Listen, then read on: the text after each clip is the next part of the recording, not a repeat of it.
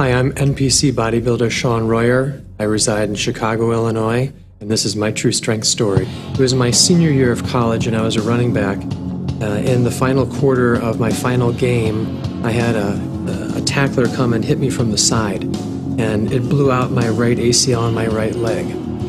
After having an MRI, I found that I had a completely disrupted right ACL, which means that not only did it tear, but the ACL actually shriveled back up and then was unable to be saved. Several doctors said that I needed to have a complete ACL recovery surgery done, but one doctor said that if I worked my quads, my lower legs and hamstrings, and through a lot of rehab and through maintenance work, that I didn't have to have the surgery.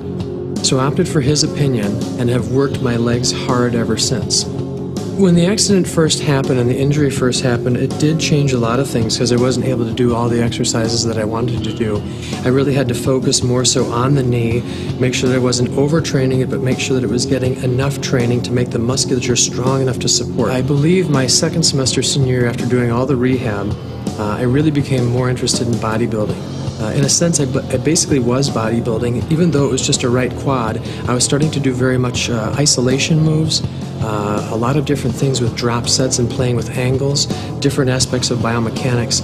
This really kind of started things going, where I learned about how if you rotated your leg externally, how you could start to work different parts of the quad. Same thing if you did it internally, so I could really build different parts of that muscle to support the knee.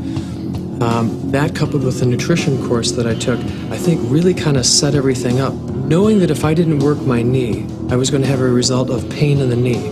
That is a great motivating factor, but also the fear that 3 doctors said surgery, 1 doctor said no surgery. When you opt with the minority choice, what happens is it's on you to prove to the other doctors that you're making the right choice and you're going to go through with this and you're going to follow through and do it correctly. When you put that pressure on yourself, you have to step up. You have to be willing to go that extra distance. If I was tired and I didn't want to do it, I did it anyway. If I didn't feel like doing the whole exercise, or I felt like it wasn't doing any good that day, I trained it harder.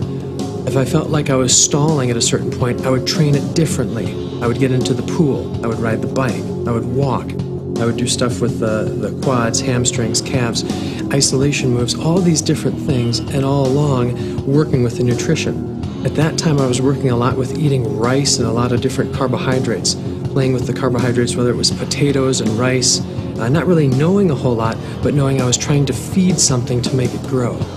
I do have a stronger right leg because of all this work that was done, but I never opted for the surgery, and I continue to squat, lunge, deadlift, do all the other exercises.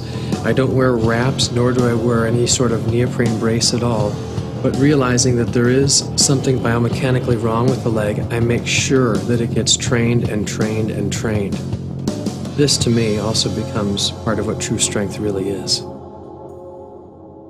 I'm Sean Royer, and I have true strength.